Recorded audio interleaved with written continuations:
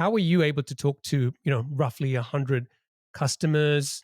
What did you do differently, or why were you able to do that when, many other people struggle with that? Yeah, it's all about your network. You have to utilize your network. We did the same for our funding as well. But essentially, we found target companies that we thought could use a product like Merge. We basically searched through product leaders, engineering leaders, and found anyone that we had mutual connections with, and reached out to those mutuals and asked if they could get us an intro to that person. So we were able to pretty quickly set up a lot of calls.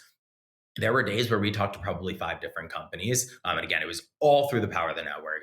I think expecting people to respond to a cold outbound to just give you 30 minutes of their time is a pretty tough proposition. Yeah, so that's a great point. I think sometimes we underestimate the value of a network.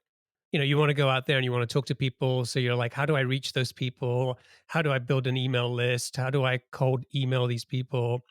And sometimes just looking on LinkedIn, where you worked at LinkedIn. So, and who are my second degree connections or even my third degree connections?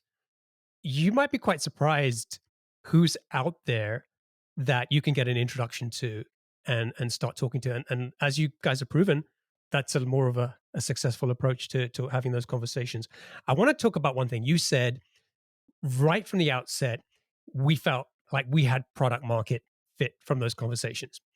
And I'm thinking, you don't have a product yet.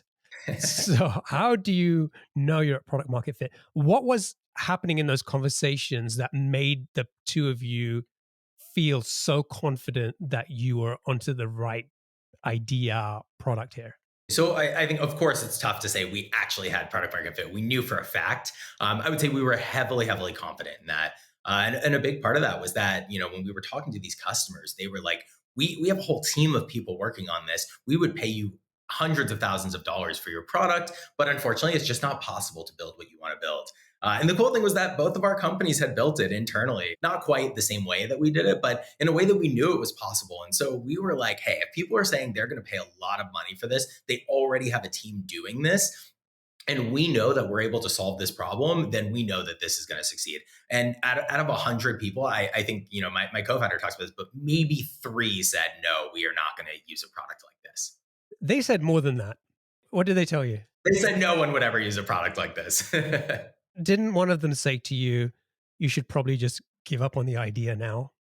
Yeah, I mean that was from so many different people, but part of that is perseverance. There's going to be haters and there's going to be people who don't believe in you, and I think you have to take that with a grain of salt. And when three out of 100 people say that, it's enough for us to know that they're just not seeing what we're seeing.